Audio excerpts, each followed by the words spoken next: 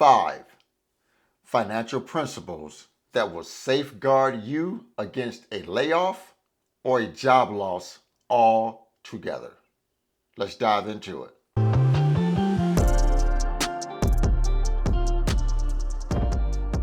Hey guys, welcome back to the channel. Frank Talks Money. Real quick guys, I just need one small favor. Remember to smash that like button. The more likes the video receives, the more the algorithm will share the video with more like-minded people like you and me. Now let's get right into the content. So guys, in light of the recent layoffs in the government, the federal government, the IRS, Pentagon, I want to go over with you the 5 principles that I have followed for the last 15 years that will safeguard me and you against any job loss. Guys, real quick, I just want to state something also. Guys, when I deliver information on my channel, it's information that I have read, studied, books I've read, going on the internet, looking up different things.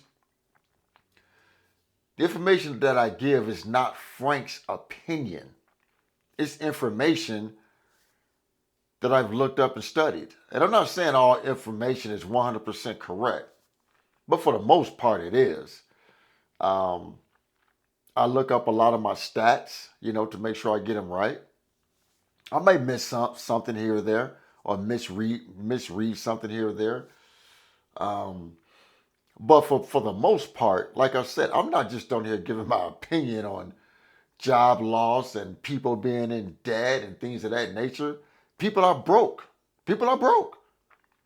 Everybody complaining that they're broke. That's not my opinion. People can't pay their credit card bills. People can't pay their car payments. People can't pay their rent or mortgage because of sky-high prices, inflation, wages not keeping up. People are stretched thin. That's not my opinion. That is facts. Everybody I know in my family and associates, everybody is broke. Everybody is broke. When I run into people at work, I work in a travel stop. I run a travel stop. Everybody I talk to, drivers, customers, everybody is struggling financially. Everybody. That's just not Frank's opinion. It's facts. Guys, if you're still here, smash the like button for me, please. Guys, if you're still here, smash that like button. It's all over the internet. People are complaining that they're broke, they're stretched thin, they can't afford necessities. That's not my opinion. So you guys need to start having thicker skin and stop taking everything so personally. The information I give is not Frank's opinion. It's facts. It is facts. All right, so we got that out the way. So let me get into the 5 financial principles that will save you in a job loss or a layoff. Number 1, guys, number 1. You have to live on a plan and live on a budget and set goals for your money. Guys, if you don't, having a plan and setting goals is like giving your money a roadmap. It's being in charge of your money and telling your money where to go and not wondering where it went. You have to be in charge of your money, guys. You have to have a plan for your money. You have to set goals for your money. If you don't, you'll just be out here spending recklessly and not be knowing where your money is actually going. I've been there. I have been there. Just spending money, not knowing where it went, and wondering like, man, how did I go through $50 today? And then you try to run it back, run the reel back in your mind and be like, okay, I went here, I went there. Yeah, I guess, yeah, Man, but I don't see where I spent it at. So you got to have a plan for your money, guys. You got to set goals and you have to budget. I'll be honest with you. I don't really budget my money right now because I've gotten to a financial point where I really don't have to budget because by me not having any real debt except my mortgage, I don't have any car payments. I don't have any credit card debt. Got a motorcycle. I don't have a motorcycle payment. Everything is paid for. So I don't really budget because I'm a tightwad anyway. So I know when I get paid, my money is going towards paying down my home and into my investments. And there's nothing left after that because that's all I do with my money. I don't spend my money foolishly anymore. So, guys, number two, live at your means. Guys, one mistake individuals make is experiencing lifestyle creep.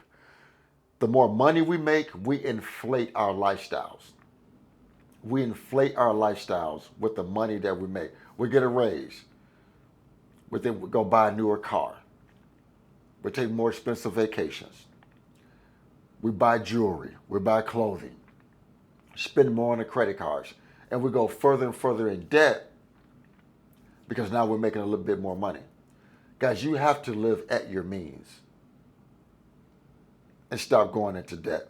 You have to live at your means and stop going into debt.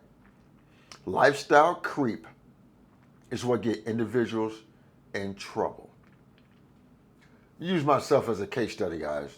My income ranges, and I'm not saying this to brag or boast. I just want to make a point because people will say, oh, you're bragging, you're boasting. I'm not. I'm just trying to make a point. My income fluctuates between probably 140 and 180 a year, right? 140,000 to 180,000. And it all depends on how well I do on my bonuses and how much my yearly profit sharing checks are. I've been in my employer for over 10 years, so I get yearly profit sharing checks, and they're nice sum checks, nice high amount checks. So my income fluctuates between, like I said, about 140 to 180, depending on my bonuses and my profit sharing. But guys, my lifestyle, I probably live like I make 70, 75K. That's how I live. I'm not a huge spender, never was. I don't need to go out buy flashy cars, things of that nature. Just not me. I'd rather spend my money building assets. Once I learned about investing, that's all I care about is investing and building my wealth. I mean, as far as life, I want to build wealth. I don't want to be broke. I don't want to be broke. That's me personally. You guys have your own goals, but I don't want to be broke. I want to build wealth. And I want to build as much wealth as I possibly can. So I probably live my lifestyle like I make 70 to 75K a year. 65 to 75K a year. I don't increase my lifestyle at all. I got two vehicles. I got a 2014 with 180,000 miles on it. I got a 2018 with 80,000 miles on it. I got a Harley motorcycle. It's a 2010 with 30,000 miles on it. I have no desire to upgrade none of my vehicles. They get me where I want to go. I have no desire to upgrade any of them. No desire whatsoever. They're paid for. Why do I want to go out and get a car note or a motorcycle note? But I wouldn't have to because I could pay cash because I've built assets over the last 15 years. But I'd rather keep building my assets, guys. That's what matters to me. You guys have your own financial goals? I have my own financial goals. I want to build assets. So number three, you want to eliminate consumer debt, guys. Guys, you cannot build wealth or any type of financial freedom if you're carrying debt. I talk about debt in pretty much every video that I make because debt is why individuals are struggling today because of the debt they carry. Car payments, credit card debt, personal loans, payday loans, HELOCs. Debt will ruin you financially. And if you experience a job loss with heavy amounts of debt, it will ruin you financially, guys. It will ruin you financially. You have to get out of bad debt. You have to stop with these high car payments, the credit card debt, the personal loans. If you want to build some type of financial freedom or wealth. If you don't want to build wealth, you don't want financial freedom, stay in debt. That's your choice. I'm just giving advice. That's your choice. Want to stay in bad debt? That's on you. I'm not going to do that. Because if you stay in debt, you cannot build wealth. And then number 4, when you get out of debt, you have to build some type of an emergency fund for liquid savings, guys. Guys, they say 60% of Americans cannot come up with $1,000 today in case of an emergency. 60% of Americans cannot come up with $1,000 today in case of an emergency. And I'll be honest with you guys, I don't know anybody who can. And besides myself, and I know people that make good money, but they don't have $1,000 saved because they're living paycheck to paycheck. But having liquid savings that you can access in case of an emergency is vital to your financial life because it will stop you from using credit cards, going to payday loans. Guys, did you know the average payday loan is $500? And most customers have to roll that over at least 3 to 4 times before they can pay it off. And with each loan accruing more interest. That's right. The average person cannot go and get a $500 payday loan and pay it off within the 2-week time period. They have to roll it over 3 to 4 times before they can pay that $500 back. That's facts, guys. I looked it up. It's facts. And then number 5, you want to invest, invest, invest. And guys, let me state the fact before I go into investing. I am not a financial advisor. You have to do your own homework when it comes to investing. I'm just going to tell you guys what I invest in. I invest into the S&P 500 index fund through my work 401k. And then I have a brokerage account with Vanguard brokerage firm. In that brokerage account, I have the total stock market index fund that I invest in. And then I have a brokerage account through Fidelity where I invest within Bitcoin. But this coming up week, I've been researching ETFs. I'm going to make a video explaining more in depth what ETFs are. I'm going to get me a couple ETFs this upcoming week through my Vanguard brokerage account. So I can start going into some ETFs. But that's what I do. I got my work 401k where I'm building wealth.